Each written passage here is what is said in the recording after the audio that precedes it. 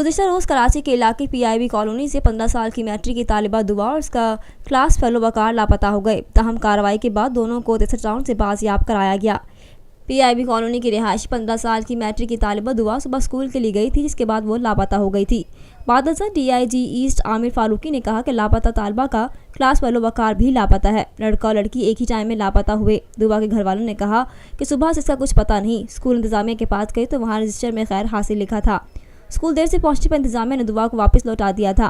15 साल तालिबा दुआ के अहले खाना ने मौक़िफ़ इख्तियार किया था कि पुलिस को बच्ची के लापता होने की इत्तला दे दी गई। ताहम ये वाज़ेह नहीं हुआ कि दुआ की गुमशुदगी अगवा है या कोई और मामला है।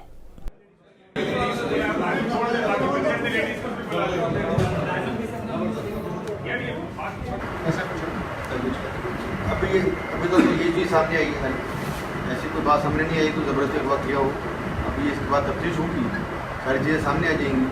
अभी तो चूँकि ये रिसेंटली लेकर ही आए हैं, अभी इनसे बात की जाएगी, तफ्तीश की जाएगी, कोर्ट में पेश किया जाएगा, फिर कोर्ट में जो भी बच्चे बयान देंगे उसके मुताबिक कार्रवाई होगी।